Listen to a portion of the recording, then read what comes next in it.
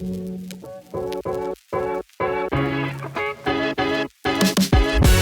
Aussie Fire podcast is a collaboration between Strong Money Australia and Pearler, Australia's favourite boring long-term investing platform.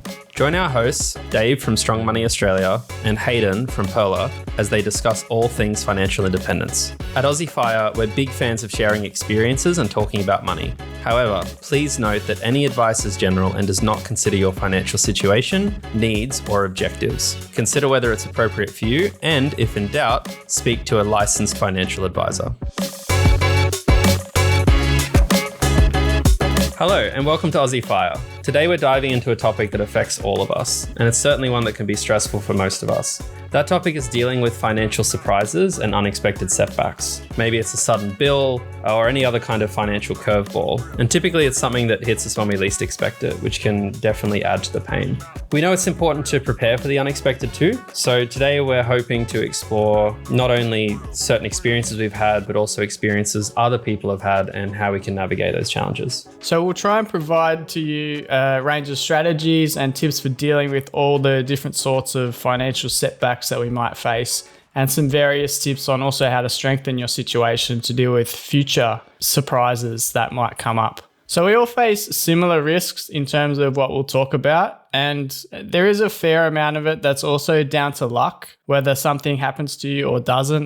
There's quite a lot of luck involved, whether we realize it or not. But hopefully by the end of this episode, you'll have somewhat of a toolkit of like practical ideas that you can use in the future to deal with whatever financial setbacks that you might face whenever they come up. So how about first we'll just run through some various types of struggles that we might face, and then also how much they could cost so we know what we're kind of dealing with. So obviously the main one that we might face is a job loss or a drop in income. So you could either be laid off from your job completely, or maybe you're on contract work and that contract doesn't get renewed or that contract expires.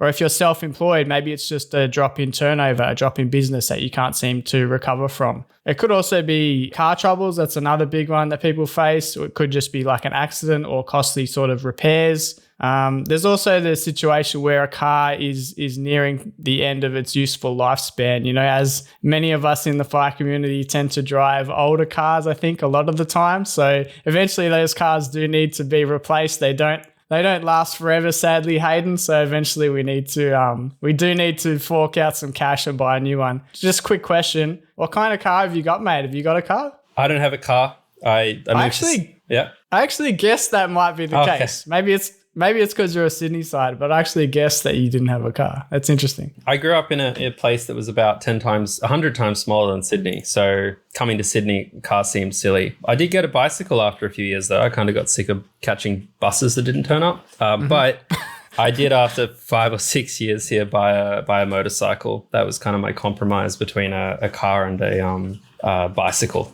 somewhere in between. So that's your main mode of transport now, would you say, motorbike? Yeah, depends on what I'm doing. I'm very comfortable on public transport, motorcycles, bicycles. Cars in the future, no doubt. Pets or kids make life without a car quite hard, but we'll see what happens. Do you have a car at the moment? I imagine so. I do. Yeah. It's about 9 years old, I think. It's an i30, so it's kind of like a Corolla-sized car. What year was it? Like, is it a 9-year-old brand new car, or did you buy it secondhand? No, I bought it when it was about 5 years old, so I've had it for a few years. Yeah, cool. Yeah. All right. Anyway, back to the topic, mate. We will probably speak about cars and pets and kids another day. The other troubles that we might face obviously might be medical issues, whether that's dental or something that Medicare won't cover that can turn out to be quite expensive. Or maybe it's something where it is covered on Medicare, but you don't actually want to wait on the waiting list because it might be something that's causing you pain. So you might actually want to be able to provide for that yourself. Could also be an injury or something that you suffer at in your spare time, which causes you to have to stop working for a while. It might not actually be a workers' comp thing. It might be something that happens to you outside of work. So you'd have to cover for that also. Understanding the different kinds of struggles that we can face is certainly the first part, but the second part is how we can deal with these financial surprises. So we'd love to talk about a few different, strategies or more importantly, questions people might have, because a lot of people have some ideas about how they might deal with financial surprises when they come up or potentially prepare for them, but they might not have a good understanding of exactly how they'd manage it. So one of the first questions we want to talk about is an emergency fund. It's a fancy way for saying a bank account or a few bank accounts with, cash that you can get out of it quickly. If you have $10,000 in a bank account right now that you don't immediately need to use to pay bills with, that's an emergency fund. Assume you've got it tucked away. But, a question that I hear a lot, Dave, talking to people is how much money should that be? Is $3,000 enough? Is $10,000 enough? Does it need to be $100,000? What's the right amount to kind of put in an account like that in your experience? Yeah, it's a tricky question to answer. And the reason it's tricky to answer is because everyone has different situations. And although that's kind of a cop-out, that's the real answer because it's true. So you have to tailor make it to your own situation. So you have to take into account your living expenses. That's obviously probably the main driver of how much of an emergency fund you need. So there's a rule of thumb that's quite popular, and I do tend to agree with it, where the suggestion is, say, 3 months living expenses. So if you spend, say, $60,000 per year, that means having $15,000 in an emergency fund is a pretty decent starting point. And I do tend to agree with that because although, people might have different situations where a homeowner might need to keep a little bit more because they might face different costs or different potential setbacks where it's sort of roof repairs or leaks in their house or whatever that a renter might not face and might not have to pay for. I know you're itching to talk about housing in a future episode, Hayden, but we'll have to wait, mate. We'll have to wait for a future one. We'll get to it. Don't worry. So I suppose what I'm saying there is that the homeowner would probably need a little bit more than the renter, and someone who has a car will need a bit more than someone who doesn't have a car. So you can kind of take these general rules of thumb and then tweak it to your own situation. I suppose it also depends on your risk tolerance and how much cash you kind of need on the side to feel comfortable. Because I know there's quite a few people out there who are quite conservative and they want to keep more like 6 months, or they just like having quite a bit more cash in the bank because they just feel better about that. And they might be concerned about their employment because they might have less stable employment than someone else. That can be another factor that affects how much you might want to keep. So I tend to be I've always been, I don't know if you call it less conservative or whatever the term might be, but I've always been happy to keep not as much cash and try and, I suppose it's a form of optimization, investing as much as possible all the time and not being too worried about certain risks, while also having a plan for what I would do if certain things did eventuate. I'm not sure what your take is on this question, Hayden. I think you summarized it extremely well in terms of it's very unique for different people. Circumstances, situations play a big impact in it. I'd say the two biggest things I've probably seen that influence that answer are your family situation. There's a lot of people out there who have to fend for themselves, and there's others who I see saving emergency funds, but they've got a very wealthy, supportive family behind them. They might not need 6 months because if they're going to get cancer or something, they're going to be well looked after financially by the family in their little community there. But the other one's kids, obviously, too. As I think adults, and I think both you and I don't have children, like our capacity to downscale our lives is much higher. We could move house, all of that. It's very difficult with kids to start changing what a 5-year-old's receiving in terms of food or clothing or presents all at once. So that's definitely a big thing. But the other factor is around how much emergency savings you should have. A lot of that ties into insurance too. Because some people, if you have insurance for getting, let go from your job and life insurance, all of those insurances, that would change the amount of emergency cash you need lying around. And if you aren't a big insurance fan, then you would need more of that naturally. I don't know what experience. I guess a question for you, Dave, is like in your life right now as, a homeowner, an investment property owner, a car owner, a human who has health needs, I'd hope. What's your insurance situation? Like, what do you feel has been worth insuring for you and not worth insuring for you? So I tend to take the approach of insuring as little as possible. And so the idea behind that for me is that I understand that insurance is more often than not a losing bet. It's just statistically designed that way. So if I can if I can deal with certain problems myself, I would rather do that because I know that on average, I'm most likely to come out better off than if I load myself up to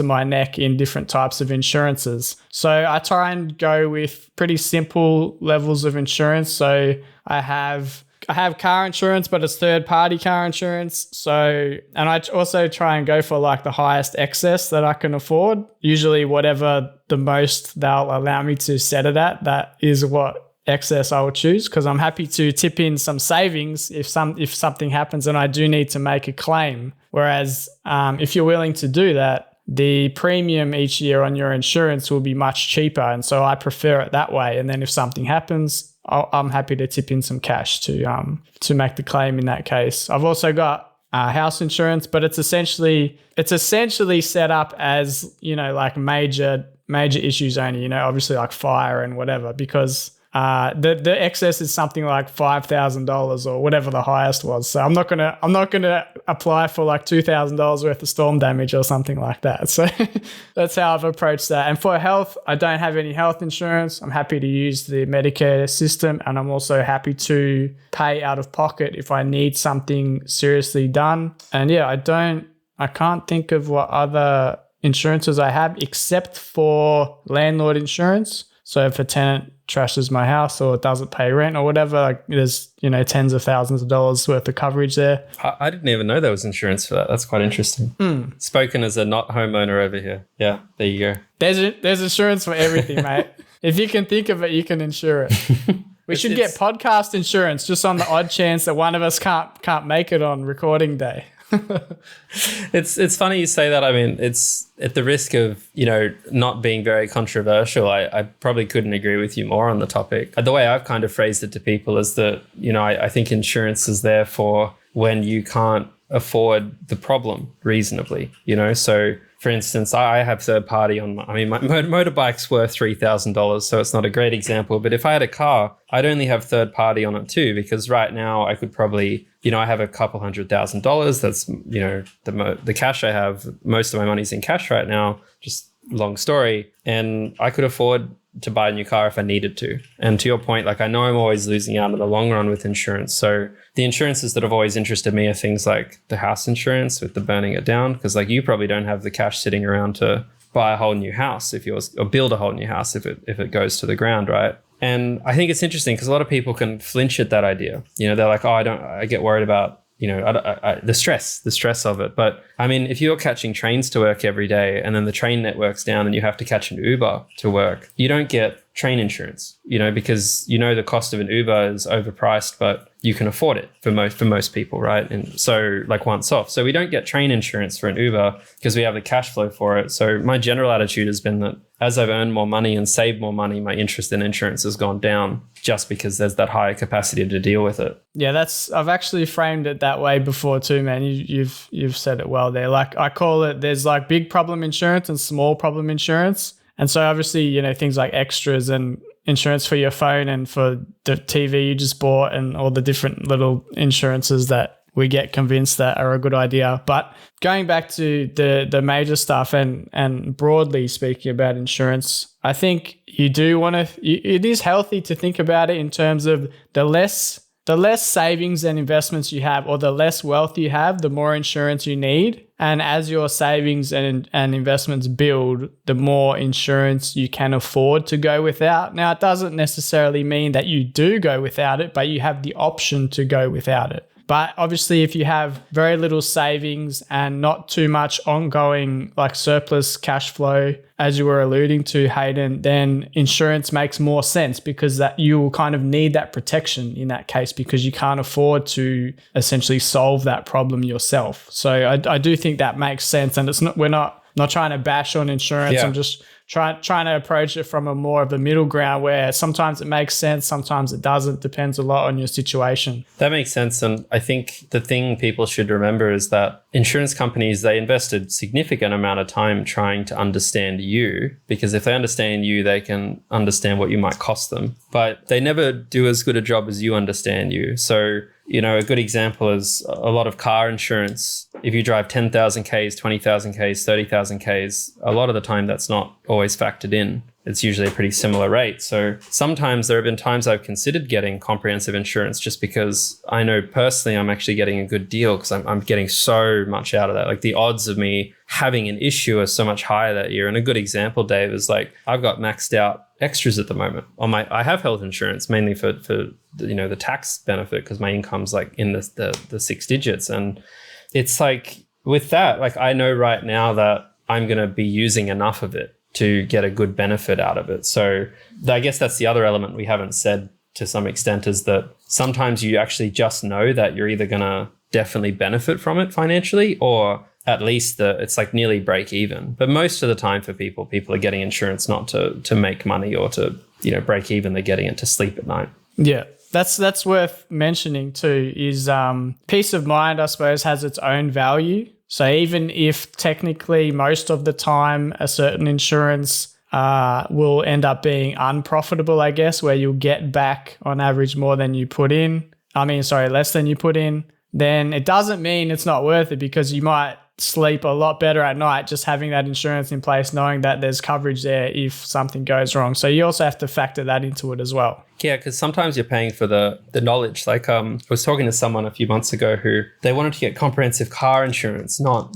just because they were worried about the money of it, but they knew the support that came with in terms of it was kind of handled for you. And they were like, I don't even know I've never called a mechanic in my life. I've never called a tow company in my life. I don't want to be on the side of the road. Like, is the NRMA? Is that what is that? So depending on the type of insurance, again, sometimes that the guidance through the process of the issue can be worth it for people. To your point about sleeping at night, some people don't care about the money. They're just there for making it simple for them. Yeah, sure. So I suppose to get back to how we're going to deal with these surprises, obviously insurance is a good chunk of that. But then also, as we spoke about earlier, there's your emergency fund, so tapping into that when something goes wrong.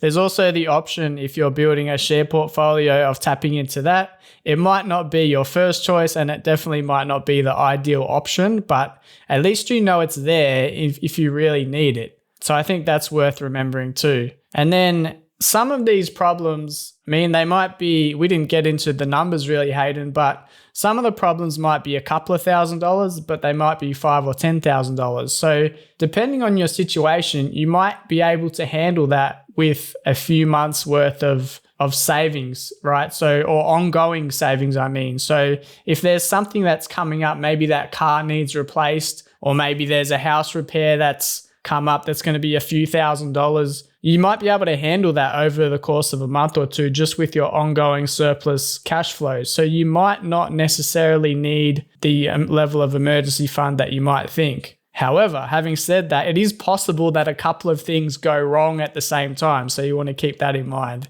So even if you can handle scenario A or B or C happening individually, what if two of them happened at the same time? So that can happen. And if you needed some extra cash, obviously a couple of ways to do that would be to sell some stuff you don't need around your house. I know a lot of us have old phones sitting in a drawer somewhere that probably worth a few $100s, I would say. And that we've all got possessions that are filling our homes that we don't necessarily need. So there's ways to make quick cash if you do need to, or reduce your spending in certain areas for a while if something comes up. Because obviously if you've got a certain setback that comes up in your life, then that will tend to take priority over certain lifestyle choices. So yeah. Payment plans are a big thing.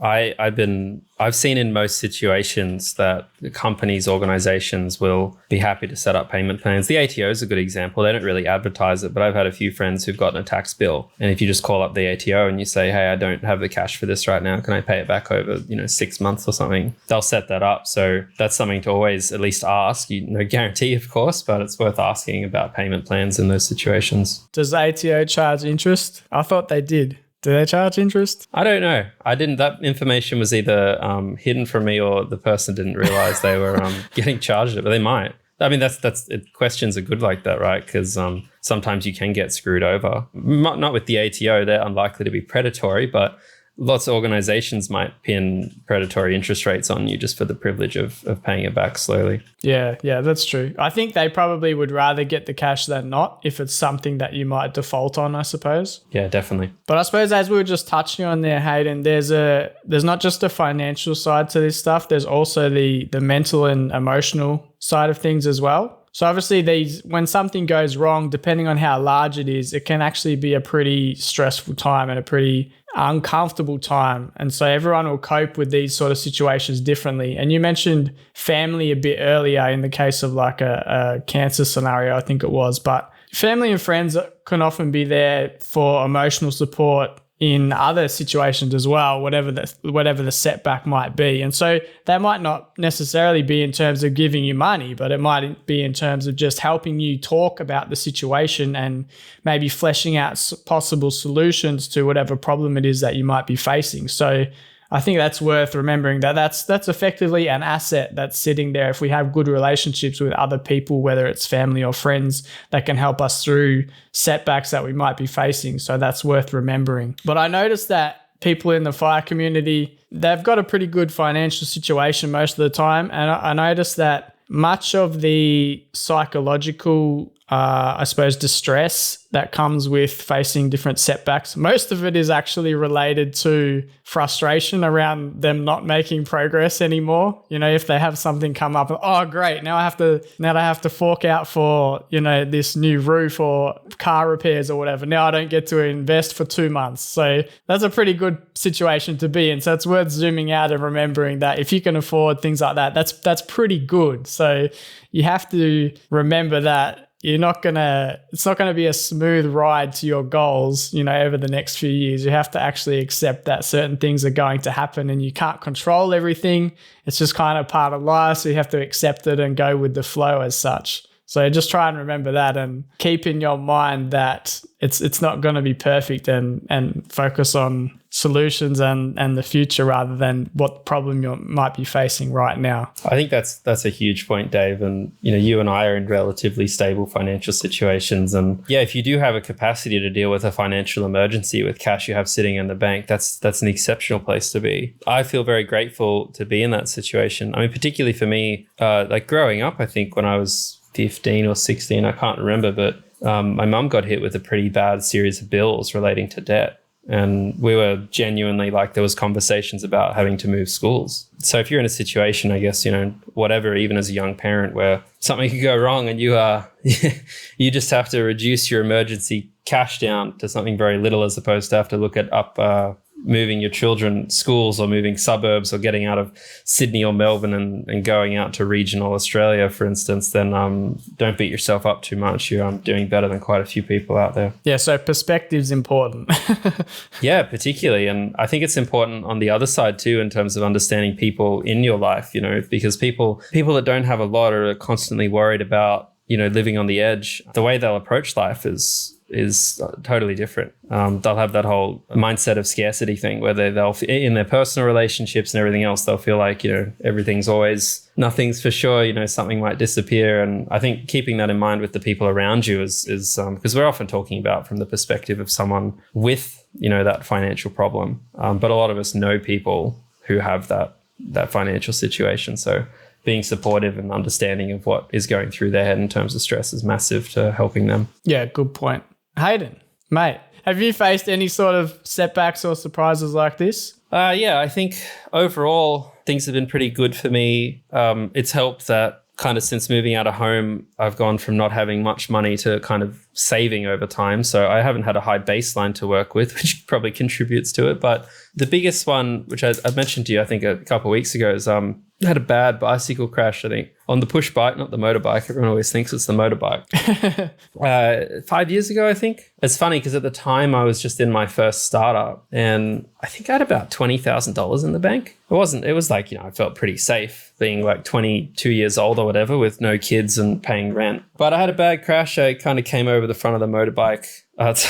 My God, even I said it. Came over the front of the push bike.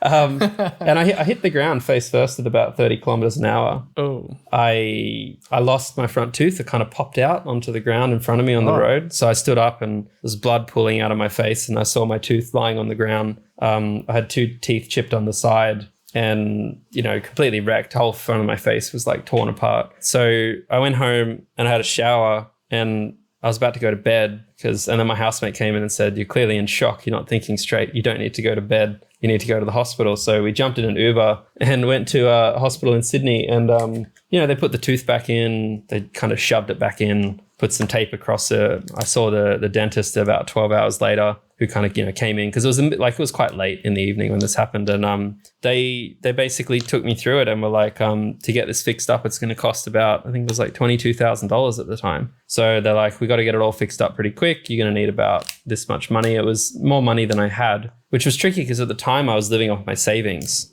working in a small company, we just started this company. So that's probably the most dire fall from grace, I guess you'd say. Like when I was 18, I had no money, but it's different because that was the starting point. But that'd be the biggest one for me. Because everyone has no money. Yeah, exactly. Yeah. Exactly. So out of that $22,000, I'm curious, what was the major costs? Like where were those charges coming from? Yeah, it's a good question. I think it was like roughly a quarter of it for like root canals because 2 of my teeth were severely damaged, the front 2. Probably other people can't see it. Those top front 2 teeth. Yep. And then after that, there was the crown. So like getting basically new teeth tops. Because your tooth is what you can see, and then there's the big chunk underneath it that's like the structure of it. And then one of the tooth that came out that they put back in, they were like, that tooth is going to die, so you will need to get an implant in your skull, which is like another $4,000 or $5,000 plus the ongoing medical cost of that. But it was quite a lot of money. But it was mainly basically like healing the tooth that was damaged from the crash, and then a series of replacements, basically. Some of it is vanity, naturally. Some of it is, health. Like the root canals were just to stop infections spreading throughout my teeth and pain. Whereas and again, I know you can see it because we're on video call. This tooth here is actually a bit grayer than the rest. Oh, okay, I can briefly see that. Yeah. Yeah, it's much clearer in person. So it's like that'll eventually get replaced because, I'm lucky enough to have saved up enough money now to not walk around with a grey tooth in the center of my mouth. But there's nothing. Actually, there is a health problem with that now, but originally that was grey without a health problem. And, that would have cost money to replace just to look different, even though I could have survived with it for a bit longer. Okay. Interesting, man. Thanks for sharing. Yeah. I hope nothing like that's happened to you, at least. Trip down memory lane? No, nothing like that I can think of. No major health issues like that. That's a bit scary, man. The only thing I can think of is job loss when I was 19. So so I got fired from my job when I was 19, and I Classic, had about Dave. Classic. I had about what was it? It was probably about a similar amount, man. It was probably about $20,000 that I'd saved after starting the same job at 18. And so in what would normally be like a pretty upsetting experience or worrisome experience, because I was renting with friends, I had different bills to pay. It wasn't a stressful experience at all, and I couldn't figure out why. I was kind of perplexed as to why I wasn't worried about it, because I'd heard of other people losing their jobs and they're obviously stressed out. And then I was like, is there something wrong with me? Why am I seemingly not worried about this? But then I realized the reason was because I had savings and that I didn't really have to fuss too much about getting a job immediately. So if it took a little while to get a job, it didn't really matter. So that was actually a powerful lesson for me, that I was able to live on my savings comfortably until I got another job, which was a couple of months later. So that was kind of my first big lesson that showed me that essentially the power of having money in the bank and being in a decent financial position. Because I had a couple of friends who'd went out and gotten car loans, and so they'd exposed themselves to, I suppose, higher liabilities and higher like ongoing income requirements that they needed. So they would have less chance to survive without an income for a certain period of time. So I started to notice different things and different actions that people were taking, and how one set of actions was actually helpful and leads to a lower stress life. And then when something in your life happens, like a job loss, you're able to navigate it. It's much more easy to navigate. You don't have the same sort of worry in the back of your mind, like, oh shit, I need to get another job as soon as possible because I've got much more bills to pay. So that was quite an eye-opening lesson that time. But other than that, it's just been like property repairs, like a new roof and stuff. And that stuff is pretty expensive. But by the time that happened, I was in a better place financially. So it was still painful, but not as painful as your tooth, I imagine, Hayden. It was more mentally painful and a little bit frustrating. Kind of like I was speaking earlier about people being frustrated at not making progress because they have a nasty kind of financial surprise in their life. More like that sort of thing. So nothing like yours, man. Yeah, I mean, let's hope that's the worst things that happen to us financially. But yeah, certainly it's good to hear you weren't too stressed by it, because I think that's the biggest part that affected me. Was I'd kind of developed this life for myself where I was living very lean, spending very little money, earning no money, trying to start a business as a young person. And that just turned everything on its head, basically. Very quickly, I had to kind of go back. I went back to some casual work at the university. I'd done, some 3 or 4 hours of teaching a week at the university. And I went and did that again, essentially, because I was like, you can't just keep digging a hole with your wealth. So definitely some adapting going on there. All right. So we've talked about the different problems that we can face and what strategies we can use to solve those problems, or what things we can have in our life to counterbalance those things. But what else can we do to plan for future surprises and other things that might come up?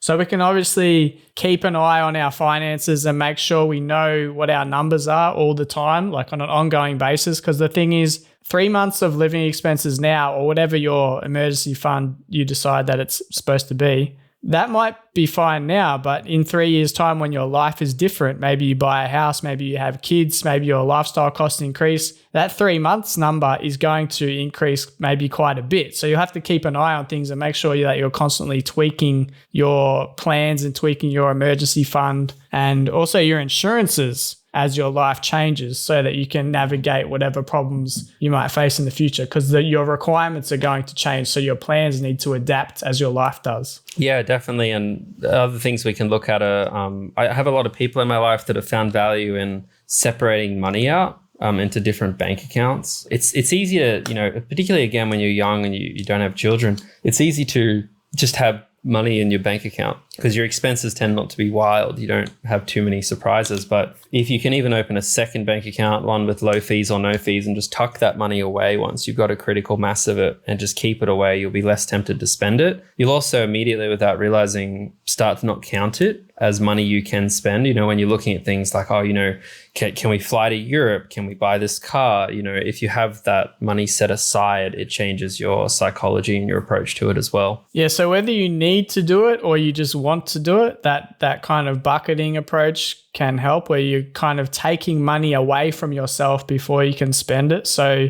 whether you do that with, I know some people can, what would you call it, self-sabotage themselves, where they know it's there, right? So they still access it when they actually want to buy something. So if you can make it harder for yourself by making it like a different bank account that you don't have access to all the time, whereas it's not part of your normal bank. So when you log on and you check your stuff, it doesn't show it. So then you kind of forget about it because it's not showing all the time. I've seen people cut up their cards and reset their password to a random set of keys they type in, just because they know they can always get into it. You can always get into your bank account, reset your passwords and stuff, but they didn't want to be able to without quite a lot of effort. Wow. Okay. Next level. So you can, I suppose, if you're going down that route, you can have a certain portion of your pay allocated to this different bank account to be treated as like your lifesaver account. If something happens in the future, you can divert, whether it's a couple $100 a week or whatever it is that you want, for various problems. That can be like your problem account that you access if you really need it. So you can do that. I think there's merit in that separation approach that can help. But other than that, I would just keep keep learning and keep improving your finances in whatever way you can, because that'll create a stronger financial situation straight away. So whether that's reducing your needs so that your current savings will last longer in the event of a job loss, or whether it's working on increasing your income so that you can save and invest more, both of those approaches will help you build a stronger financial situation today that will help you for future financial surprises that might come up. Yeah, and focus on things that you haven't paid attention to in a while. That's usually where sometimes we can have some of the biggest learnings and improvements. You know, if you've had the same savings account for 3 or 4 years, go have a squiz on, you know, an evening lying in bed on your phone. You know, what's the highest interest rate savings account? What's the lowest, loan? I mean, Dave can talk about it more. I don't know the homeowner terms, but, you know, looking for better home loan rates. Things like that. Insurance, health insurance. Usually once I've had something for a few years, that's when it's time to look. And even just by habit, you know, I think recently I'd realized that I hadn't really looked at my phone plan for 3 or 4 years. And I was like, oh, time to have a look. And, you know, it turned out I was still happy with what I had. But other times, you know, that's not the case. You might look at your NBN package, phone package, health insurance, savings account. There's so many different areas of our life that and it feels hard to look, right? We're all busy people. We've got our problems, our stresses, but sometimes you'll make an achievement there. You'll find something better, cheaper for you, and you'll be surprised how motivating that is and how much that can keep exciting you and inspiring you to do more of that over time. I think it's incredibly motivating. I think people tend to underappreciate how exciting it is to nail down like a better deal on a bill or a home loan or whatever. It feels like you're just creating free money out of thin air, because it used to cost me this much, now it costs me this much, but I have exactly the same lifestyle, exactly the same features in my life, and I'm not missing anything. I've just created extra money. So I think that's pretty cool. But I would actually recommend people do it sooner than a few years. I would recommend probably once a year, all of those various bills in your life, and you could even do this all like on a weekend. If you're just having a lazy weekend, I just feel like sitting at home this weekend, I'm just going to relax. But then while you're relaxing, maybe you have a browse on all the different bills and what various options are and whether you can improve on those things, because a lot of times you can, and the deals do change. So I would say like once a year is kind of long enough to where the deals might have changed enough to be worth investigating and saving some money, but not often enough that it's a pain to do it. I think once a year is pretty good. Yeah, that makes sense. Like I've been doing that with Black Friday stuff at the moment. Late November, just taking a chance to see what's up. And if any of you heard Dave talking about saving money and he sounded like a little drugged up, excited young man, it's interesting because one of the future episodes we've got planned, Dave, is to talk about where that excitement and motivation can kind of turn into compulsion or addiction, to the point where, like, you know, your life does get consumed by this kind of thing. So hopefully that'll be interesting to talk about too. What are you trying to say, mate? You sounded a bit too excited, you know? Oh, okay. We'll address that. We'll address my addiction in a future show.